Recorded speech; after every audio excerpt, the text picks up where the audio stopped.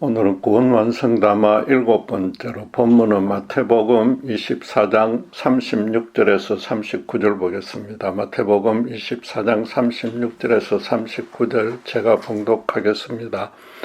그러나 그 날과 그때는 아무도 모르나니 하늘의 천사들도 아들도 모르고 오직 아버지만 아시느니라. 노아의 때와 같이 인자의 임함도 그러하리라. 홍수전에 노아가 방주에 들어가던 날까지 사람들이 먹고 마시고 장가들고 시집가고 있으면서 홍수가 나서 그들을 다 멸하기까지 깨닫지 못하였으니 인자의 임함도 이와 같으리라. 신구약 성경 66권이 말하는 내용은 순서별로 창조, 타락, 구원, 완성이라는 네 주제로 나눌 수 있습니다. 앞에 세 주제는 이미 다뤘고 이 땅이 새하늘과 새 땅으로 바뀌고 신자들도 신령한 육체로 부활하는 마지막 완성에 대해서 지금 7번째로 알아보려고 합니다. 예수님이 다시 오시면 죄로 오염되고 부패한 모든 인간과 세상 만물을 하나님이 처음 창조하신 그 의도대로 회복시켜서 인류 구원의 역사를 마무리하실 것입니다. 그런데 지난주까지 이런 전체적인 완성은 전혀 다루지 않고 개인 구원의 완성에 관해서만 6번을 살펴봤습니다. 그렇게 해야만 했던 이유는 바로 예수님이 오늘 본문에서 종말에 대해 가르치신 말씀 때문입니다. 세상의 종말에 관한 신자의 관심은 언제와 어떻게에 집약될 수밖에 없고 그 중에서도 언제가 항상 우선입니다. 그러나 재림의 주역이신 예수님도 36절에 종말의 징조만 설명했지 그때는 당신께서도 모른다고 분명히 밝혔습니다. 신자들이 종말에 대해서 그것도 최근에 아주 큰 관심을 갖게 된 그 절박한 심정은 이해할 수 있습니다. 예수님의 십자가 사랑을 외면하는 사람들이 죄로 타락하는 양상이 날로 극악해지고 있습니다.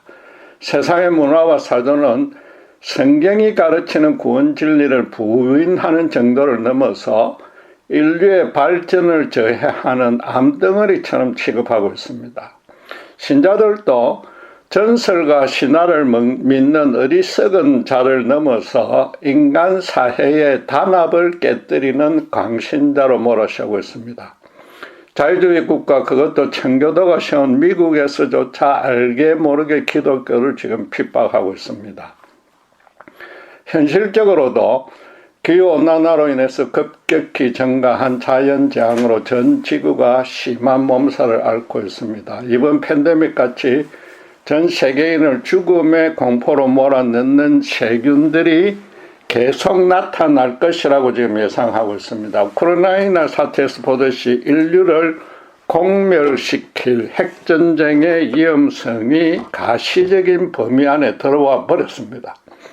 말 그대로 인류는 지금껏 전혀 살아보지 못하는 시대에 들어섰고 나아질 전망보다 더 나빠질 것이 거의 확실시 되고 있습니다.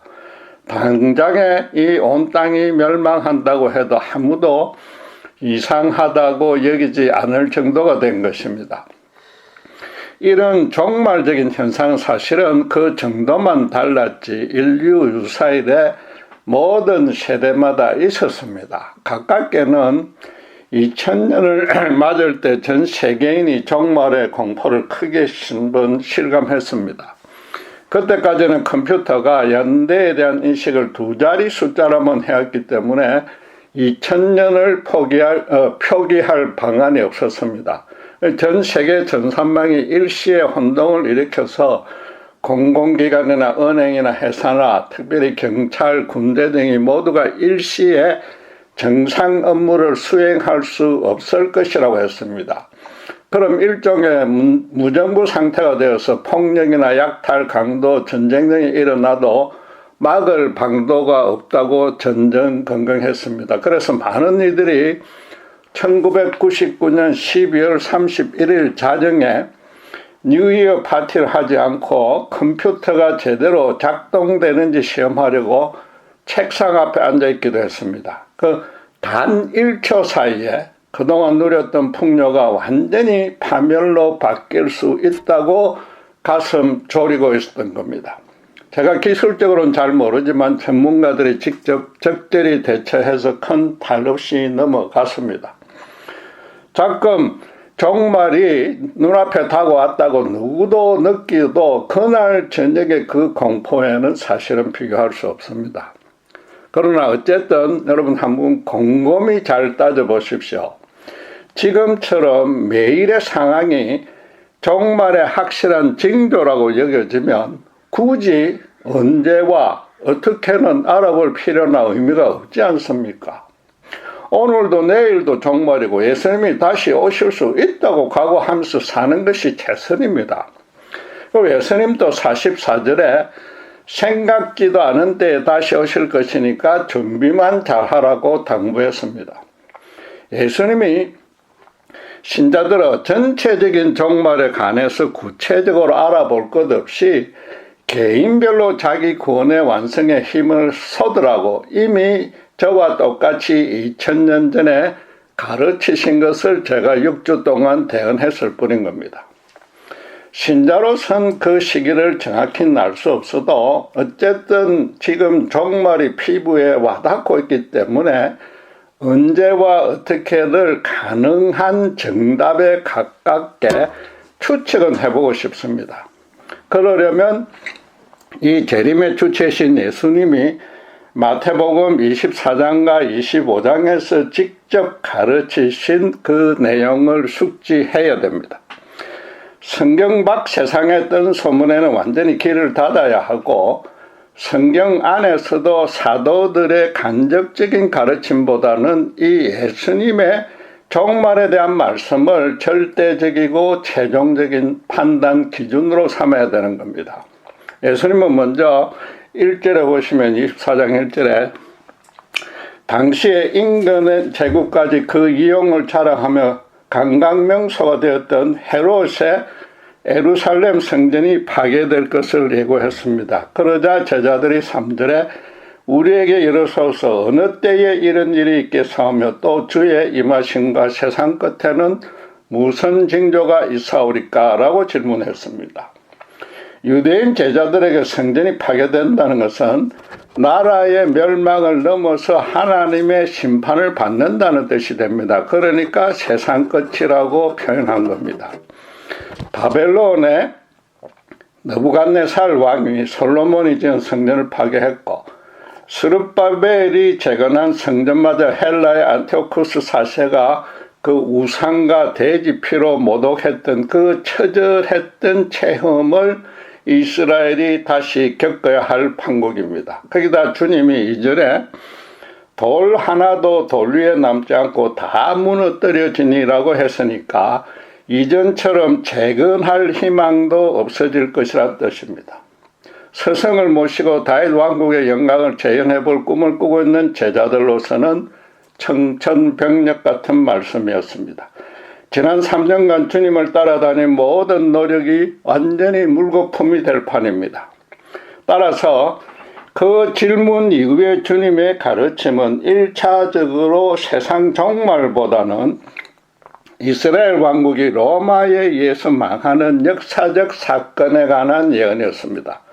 그러나 성경의 예언은 한 문장 안에 그 당대와 가까운 미래와 마지막 날 등을 다 포함하는 이중적, 삼중적 계시입니다. 또 때로는 당대의 예언을 하다가 문장을 바꿔서 가까운 미래를 겹쳐서 말하다가 나중에는 먼 훗날만 말하는 식으로 3단계로 표현하기도 합니다. 그래서 마치 겹쳐져 있는 산들을 한눈에 다 볼 수 있으나 가까운 산은 명료하게 보이고 맨 뒤에 먼 산은 희미하게 보이는 것과 같습니다. 주님도 4절에서부터 28절까지 예루살렘 성전이 파괴되어서 이스라엘이 멸망할 것이라는 그 예언 안에 마지막 때의 징조에 대한 설명도 함께 상징적으로 표현시켰습니다.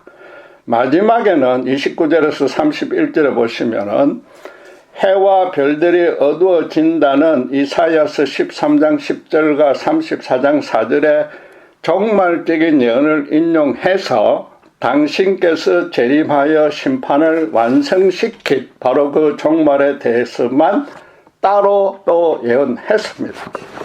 그리고 이어서 오늘 본문에 재림의 때를 아무도 모르고 아들도 모른다고 합니다. 그러나 30절에서 인자의 징조가 하늘에 보이고 34절에 그러면 인자가 가까이 이른 줄 알라고 했습니다. 본문 마지막에도 인자의 임함이 노아의 때처럼 된다고 37절에 말했습니다. 다니엘 선지자는 다니엘서 7장 13절 14절에서 이 땅에 하나님의 나라를 완성시킬 그 구세주요 심판주를 인자라고 칭했는데 예수님은 천국 복음을 가르치면서 공사역 내내 그 인자를 당신에게 적용시켰습니다. 본문에서도 당신을 뜻하는 인자의 오심에 대해서 당신께서 설명해 줬기 때문에 그 시기를 주님 본인이 사실은 모를 리는 없습니다. 그보다는 그렇게 말씀하실 수밖에 없는 특별한 이유가 있었다고 이해하는 쪽이 옳습니다. 제자들은 오순절에 진리의 영이신 성령이 오기 전까지는 예수님의 십자가 죽음과 부활 예언의 의미도 정확히 몰랐습니다.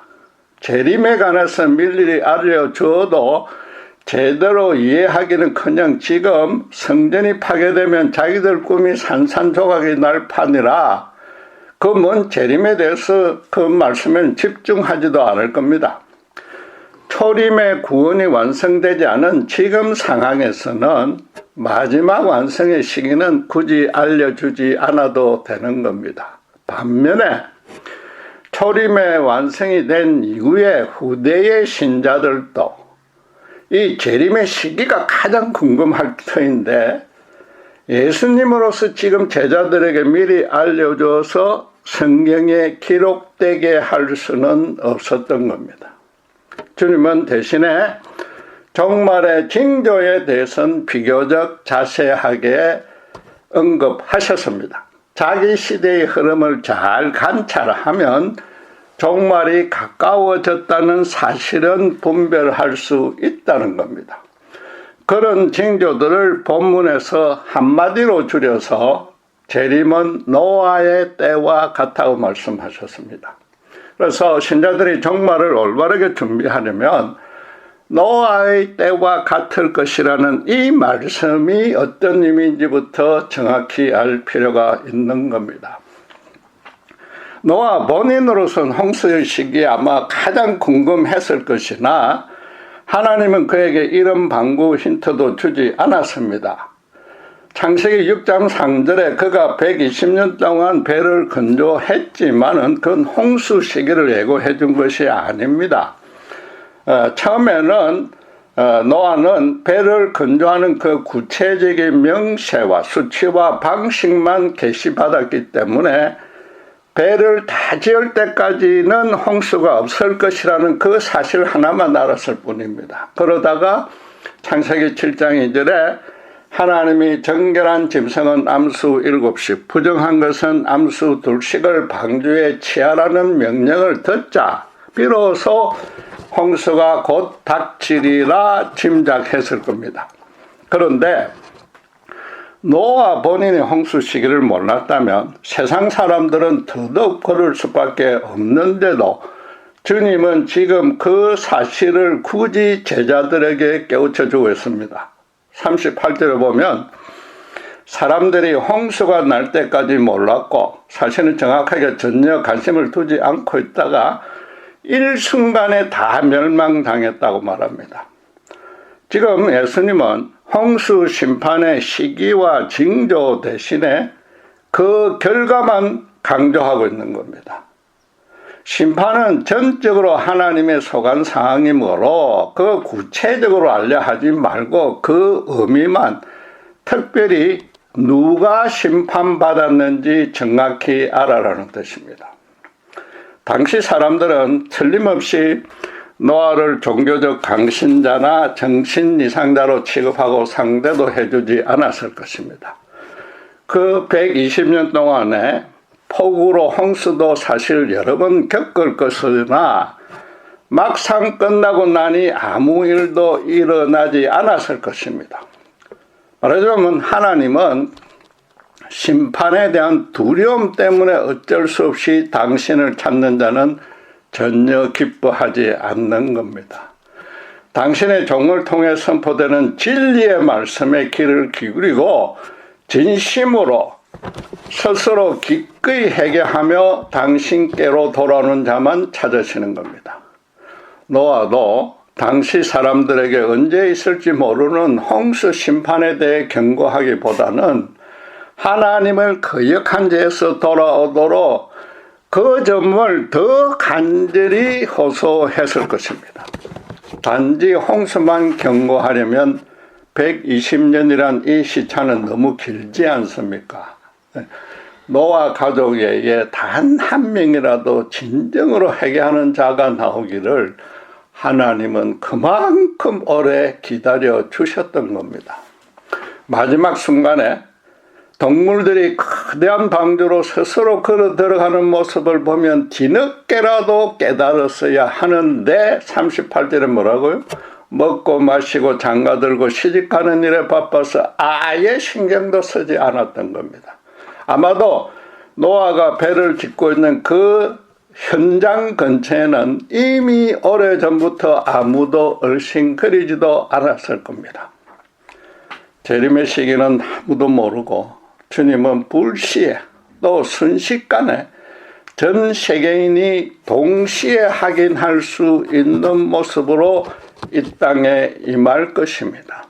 그러나 그 전에 아무런 징조도 없이 갑자기 이루어지는 것은 절대 아닙니다. 노아 심판 때 그랬듯이 먼저 경고의 말씀들이 충분히 있고 방주와 동물들의 움직임 같은 가시적인 징조도 보여줍니다. 주님도 지금 7, 8절에 제자들에게 그 징조로 기근, 지진, 전쟁 같은 현실적 재앙을 열거했으나 그건 재난의 시작이지 끝은 아니라고 합니다. 재림의 직접적인 징조에 대한 가르침은 그때에라고 시작하는 9절과 12절입니다. 제가 봉독하겠습니다. 그때 사람들이 너희를 환난에 넘겨주겠으며 너희를 죽이리니 너희가 내 이름 때문에 모든 민족에게 미움을 받으리라. 그때 많은 사람이 실족하게 되어 서로 잡아주고 서로 미워하겠으며 거짓 선지자가 많이 일어나 많은 사람을 미혹하겠으며 불법이 성함으로 많은 사람의 사랑이 식어지리라. 정작 눈여겨봐야 될 종말적 상황으로 4가지를 들었습니다. 신자들이 세상으로부터 믿음 때문에 핍박받고 심지어 죽음도 당하고 그게 처음이고, 2번째 거짓 선지자들이 많이 일어나고, 3번째 불법이 성하고, 4번째 사람들의 사랑이 식는 것입니다. 여러분, 주님이 다시 오시는 것은 노아 때처럼 한 명의 예외도 없이 모든 사람을 다 심판하기 위해서입니다. 그럼 노아 때처럼 미리 확실하게 예고해 줘야 되고 또 온 세상 사람들이 그 4가지 징조를 미리 다 알 수 있어야 됩니다. 그렇지 않으면 물론 신학적으로는 전혀 이치가 맞지 않는 얘기지만은 사전 경고도 없는 심판은 불공평하다고 말도 안 되는 항변하는 인간들이 분명히 나올 것이기 때문입니다. 재림은 이미 성경에 완전히 예고되었고 남은 것은 이제 그 4 징조가 세계적으로 보편적인 현상이 되는 겁니다. 현재 신자들에 대한 핍박을 빼고 나머지 거짓 선생과 만연한 불법과 사랑의 실종 3가지는 넘치도록 나타났습니다. 따라서 재림의 시기를 제가 감히 추측하자면 기독교가 완전한 사해악이 되고 신자들이 그 믿음을 소지했다는 한 가지 이유만으로 큰 박해를 받게 되는 때입니다. 다행히 아직은 그 막는 세력 성령이 역사하기 때문에 그런 단계에 완전히 이르지는 않았으나 불행하게도 믿음의 자유가 있는 서방민주 국가에서도 유독 기독교에 대한 종교적 핍박이 서서히 시작되고 있습니다. 불신 세상이 그렇게 되는 이유도 노아 때와 동일하게 120년이나 폭우는 있어도 심판은 없었듯이 성경이 심판을 예고하는 것과는 달리 그동안 큰 재난들이 있었어도 인간의 노력으로 극복했었고 또 세상을 점점 발전시켜 왔기 때문입니다. 그러니까 지금 세대도 노아 때처럼 하나님을 찾지도 두려워하지 않는 단계를 넘어서 이제는 하나님의 실존마저 부인하는 겁니다.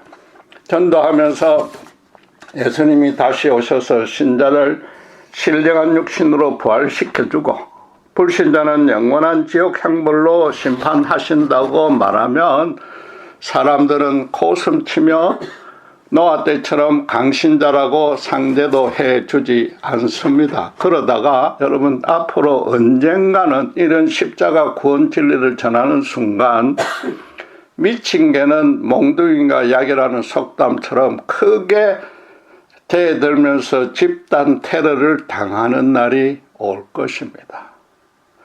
노아 때에 세상 사람들의 관심과 기억에서 노아와 그의 경고는 정확하게 말해서 하나님은 완전히 지어졌습니다. 당시의 평균 수명이 아주 길었지만 성경이 오늘날의 독자들의 주는 경고의 뜻에 따르면 이 120년이란 기간은 한 사람의 일생을 의미하는 겁니다. 그럼 단 한 세대에 단 한 명의 해심자도 나타나지 않은 겁니다. 하나님으로서는 심판을 더 미룰 여지가 전혀 없었던 겁니다. 결국 노아의 때라는 것은 같은 시대에 전혀 다른, 정확하게는 정반대의 두 부류의 사람만 존재하게 되었다는 뜻입니다. 그 중간에 회색지대의 사람이 전혀 없습니다. 그러니까 예수님이 바로 이어서 40절에 밭에서 일하는 두 남자와 41절에 가사 일을 하는 두 여자가 정반대로 구원과 심판으로 나눠진다는 예를 들어서 설명하고 있는 겁니다. 앞으로도 주님의 재림 심판에 대해서 아무리 주의 종들이 세상에 경고하고 또 예수님이 말씀하시는 징조들이 나타나도 끝까지 믿지 않는 자들이 있을 것입니다. 반면에 그분의 경고를 확신하고 삶에 반영하여 실현하는 자들도 있을 것입니다. 그 중간에서 두 다리 긁고 있는 신자는 없는 겁니다. 두 다리 그는 신자는 불신자인 겁니다. 예수님은 모든 세상 사람이 확연하게 그 둘로만 나뉠 때, 또 그렇다면은 필연적으로 세상이 하나님과 그의 백성들을 조롱거리로 삼고 온갖 핍박을 가하고 죽음으로 내몰 것인데 바로 그런 때에 다시 오실 겁니다. 여러분, 혹시라도 마지막 때에 그런 환난이 두려워집니까? 그럴 이유는 전혀 없습니다.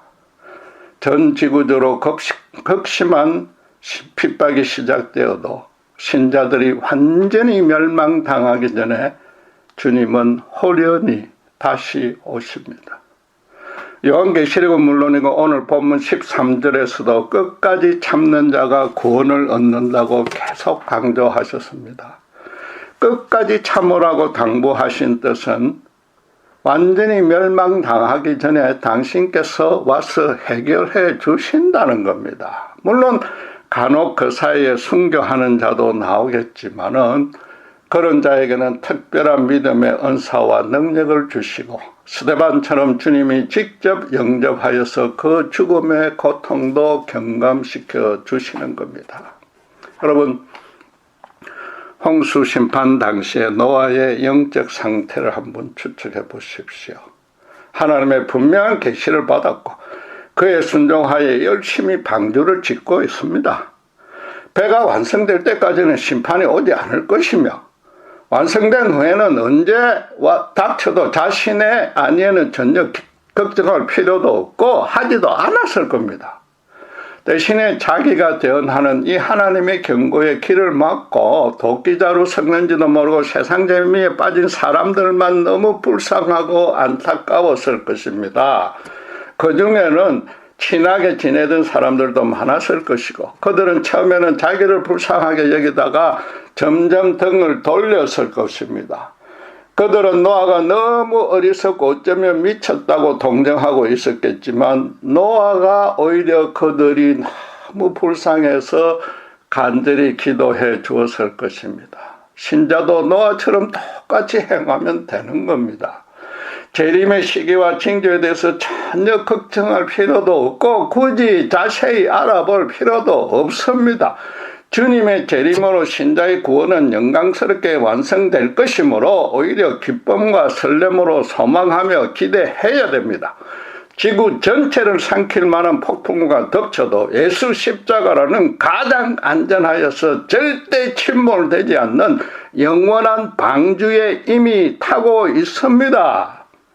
매일의 삶이 그 방주 안에서 이루어진다고 확신함으로 노아처럼 자기 종말은 전혀 걱정하지 않고 방주 밖의 사람들만 안타까워해야만 그게 참 신자인 겁니다. 이런 불신 세상을 향한 안타까움은 주님이 가장 컸을 것이며 그런 뜻을 본문에서도 분명히 드러냈습니다. 14절에 이 천국 복음이 모든 민족에게 증언되기 위하여 온 세상에 전파되리니 그제야 끝이 오리라.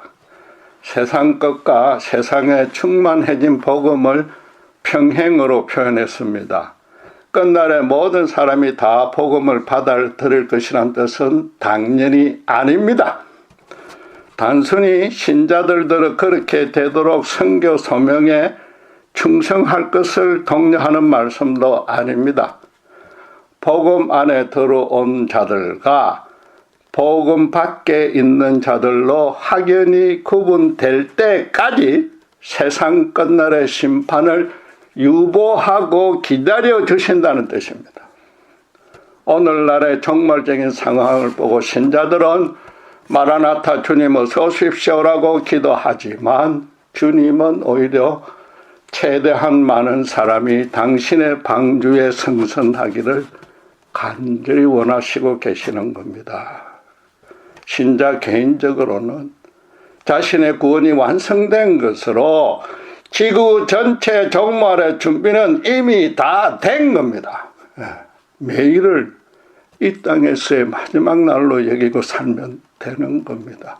바울은 어서 빨리 천국 가서 주님을 만나는 것이 더 좋고 신날 텐데 그래서 지금 당장 순교당해도 기쁘게 감당하겠다고 고백했습니다. 그러나 살아남아서 복음을 전하는 것이 빌립보 교인들과 이 불신 세상을 위해서 더 유익하다고 선언했지 않습니까? 신자가 요한계시록을 아무리 흔히 꿰뚫고 있어도 이런 상태로 살고 있지 않으면 아무 의미가 없습니다. 세상에 아무리 비난 멸시 대적해도 주님의 재림은 반드시 있습니다. 성경 66권을 통해 충분히 대비할 수 있도록 정확하게 경고해 주셨습니다. 당장 오늘 내일에도 있을 수 있습니다. 여러분 막상 그렇다고 한번 가정해 보십시오. 주님의 일에 충성하고 있을 때 주님을 맞아야 할 것 아닙니까? 세상에 들어가서 세상 사람들과 똑같은 모습으로 살고 있다가 주님을 만나면 얼마나 부끄럽겠습니까? 혹시라도 주님이 주일날에 다시 오리라고는 절대 기대하지 마십시오. 교회 안에서 쭉정이 알고 그 모든 사람들 앞에서 곤란해서 창피를 주시지는 않습니다. 나아가서 신자가 평일에 정말로 어떤 모습으로 사는지 보고 싶어 하시는 겁니다. 물론 주님은 모든 신자의 모든 사정을 다 아시지만은 쭉정이 신자들의 억울하다는 핑계와 항변을 막기 위해서 그러는 겁니다. 세상 역사와 인류 전체는 주님의 재림이라는 목적지로 향해 가고 있습니다. 예수 밖의 사람들은 지금 AI가 인간에게 반역하지 않고 삶의 모든 문제를 완벽하게 해결해 줌으로써 인간은 편안하게 매일을 유토피아처럼 살아가는 세상을 목표로 삼고 노력하고 있습니다. 실제로 컴퓨터가 너무 발달해서 반란을 일으켜 인간을 공격하면 멸망할 수 있다는 걱정까지 할 정도가 됐습니다. 그러나 교만과 탐욕의 노예가 되어 있는 인간의 이 죄의 문제를 해결하지 않고는 절대로 그 일은 불가능합니다. 선진국들이 유토피아 실현을 위해서 그냥 단순히 빈부격차 해소 같은 문제 하나라도 해결하려고 온갖 정책을 세우고 모든 수단을 다 동원해도 지금 실패만 거듭하고 있지 않습니까? 다시 신냉전 시대로 돌입하면서 자국 이익 우선주의를 견지하고 이웃들과 담을 쌓고 있는데, 그것도 세계 최고 부국이자 기독교 체계 국가인 미국에서 그러니까 주님이 다시 오시지 않고 어떻게 인간 문제를 해결할 수 있다는 말입니까? 무엇보다도 신자가 실제로 대비하고 스스로 체험할 수 있는 종말은 바로 자신의 육체적 죽음뿐입니다. 물론 마침 예수님이 불시에 재림하실 때 생존해 있다면 그 엄청난 영광을 직접 목격 아니 체험할 수는 있을 것입니다. 그러나 자기 생전에 이 전체적 종말이 일어나리라 믿고서 현실 삶은 포기하고 종교적 일에만 전념할 수는 절대로 없는 겁니다. 비유를 하자면은 언젠가는 반드시 로또에 당첨된다고 믿고 미리부터 빚을 내서 큰 저택과 최고급 차를 사고 세계 여행하며 살아가는 꼴입니다. 평생에 그 로또에 걸리지 않으면 도무지 그 뒷감당을 할 수 없습니다. 평생토록 종말이 자기 생에 꼭 닥친다고 믿고 주님 주신 달란트를 땅에 묻어두고 주님의 재림만 바라보고 사는 신자도 마태복음 25장 26절에 악하고 게으른 종이라는 주님의 꾸중을 면할 길이 없는 겁니다. 이 달란트 비유가 포함된 마태복음 25장이 말씀드린 대로 바로 주님의 종말에 대한 직접적인 가르치심임을 기억하셔야 되는 겁니다. 주님의 꾸중하기 이전에 한 번뿐인 그 짧은 인생을 완전히 허비하는 너무나 바보 같은 짓인 겁니다. 그리고 교회사적으로 그렇게 종말만 대비한 교파는 전부 이단으로 정제되었고, 그보다 더 중요하게는 단 한 번도 그들의 모임에 주님이 변화산 같은 모습으로라도 임재해 주지 않았습니다. 성령으로 거듭난 참 신자라면 죽음이 절대 끝이 아니며 곧바로 천국으로 입성해서 호련히 영광스럽게 그 구원은 완성됩니다. 모세와 엘리야 같은 천국의 성도들은 물론이고 예수님을 얼굴로 맞대면하여 교제하고 천국 보좌를 향하여 이 땅에서 모아는 전혀 다른 차원의 경배와 찬양을 충만한 기쁨으로 드릴 수 있습니다. 죽음 이후에 천국은 보장되어 있으니까 정작 관심을 두고 갖고 나가야 할 구원은 이 땅에서의 자신의 믿음 생활입니다. 그래서 6번이나 제가 지구 전체 종말보다 개인의 구원의 완성부터 강조했던 겁니다. 탈란트 비유처럼 천국에서 예수님과 교제할 때 그 영적인 대화를 제대로 이어갈 수도 없으면 얼마나 부끄럽겠습니까? 물론 누구라도 이 땅에서 궁금했던 거, 이해할 수 없었던 그 고난들에 대해서 물어보고 확실한 답을 듣고서 하나님의 영원하고 절대적인 진리는 깨달을 수 있을 것입니다. 그렇게 먼저 질문만 던지고 난 다음에 주님이 이제는 그래 내가 살아있을 동안에 무엇을 했는지 한번 이야기해 보렴이라고 우리에게 질문하시면 어떻게 하시겠느냐는 거죠. 신나게 자랑할 거리는 없다 쳐도 최소한 아무 대답도 못해서 너무나 부끄러워지는 신세는 되지 말아야 하지 않겠습니까? 그런데도 지금껏 교회가 구원의 완성에 대해서 가르칠 때 요한계시록을 6화 원칙에 따라서 종말에 일어날 현상을 구체적으로 설명하려고 너무나 많이 경쟁적으로 시도했고, 신자들도 오로지 그런 부분에만 관심을 가지는 경향이 있었습니다. 정말로 성경을 정확히 알아보려고 하는 마음이라면 좋으나 이 환난을 피할 수 있는 방안은 없는지, 아무 문제 없이 평안하게 종말을 맞을 수 없는지 미리 알아보려 한다면 그건 너무나 잘못된 겁니다. 예수님이 천국에서 이 땅에서 살았던 삶에 대해 물어보신다고 해서 다시 강조하지만 신자가 말을 해야만 알 수 있다는 뜻은 전혀 아닙니다. 이 땅에서 우리가 기도할 때도 신자가 현재 참 문제나 고난을, 또 그가 소원하는 계획하는 일을 하나님이 몰라서 기도하라는 것이 아닌 겁니다. 자신의 영적인 상황을 자신이 어떻게 이해해서 대처하는지 자신의 말로 고백해 보라는 것이 기도인 겁니다. 마찬가지로 천국에서 주님이 이 땅의 삶에 대해서 물어볼 때 신자 스스로 자기 인생을 주님의 뜻에 합당하게 꾸려왔는지, 또 그래서 죽을 때도 성경에 게시된 진리에 비추어서 그 인생을 정리하고 마감했는지 내 자신의 말로 설명해 보라는 겁니다. 바울이 주님을 만날 것을 설렘으로 기쁨으로 기도했듯이 온전한 믿음에 따라 주님께 온전하게 충성했다면은 얼마든지 정확하게 말할 수 있고 대화할 내용도 무궁무진해질 겁니다. 신자가 이 땅에서 믿음으로 살아가는 것은 천국으로 향해 걸어가는 여정이며 죽음에서 눈을 떼면 이미 그 종착지에 도착해 있습니다. 주님의 재림에 대해서 미리 염려하는 것은 마치 어린이가 어른이 되지 않을까 염려하는 것과 같습니다.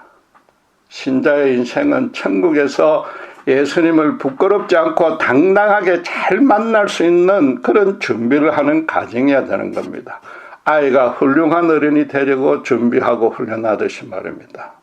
천국 보상만 바라고 하는 것이 아니라 성경에 게시된 대로 충성하면, 아니 정말로 거듭난 신자라면 반드시 성령의 인도에 따라 자신의 소명에 충성하게 되므로 천국에서의 주님과의 대화도 정말로 신나고 즐거울 수밖에 없습니다.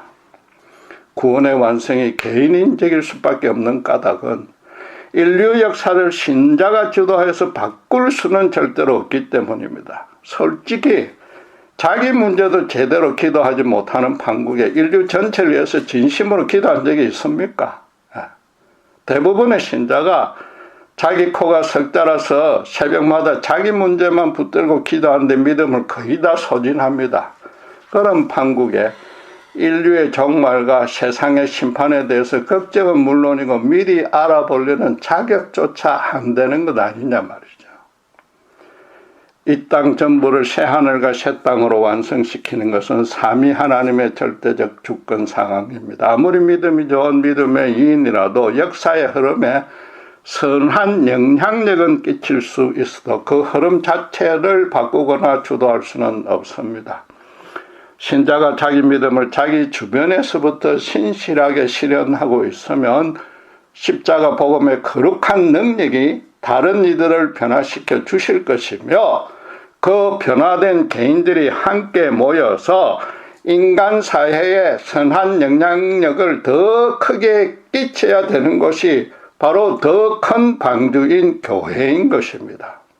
그래서 주님은 천국을 누룩이나 겨자나무 씨앗에 비유한 겁니다. 종말에 대해서 기억하고 대비할 내용은 아주 간단합니다. 그 시계와 방식은 아무도 모르는 사이에 주님이 불시에 재림합니다. 신자의 완성을 위해서 오시며 신자가 환난에 멸망당하기 전에 오십니다. 그리스도 안에 있는 자는 매일 주님을 따라가는 삶을 살기만 하면 됩니다. 본문은 한마디로 종말의 시기와 징조에 대한 관심을 아예 끊는 대신에 소명에만 충성하라는 겁니다. 예수님이 노아 때에 멸망당한 세상 사랑만 강조하신 뜻을 잊지 말아야 하는 겁니다. 기도하겠습니다. 세상을 바라볼 때 종말이 곧 닥칠 것 같으나 영원하신 방주, 어떤 것도 침몰시킬 수 없는 예수님의 십자가 복음의 방주 안에 들어온 신자는 아무 걱정할 것이 없음을 압니다.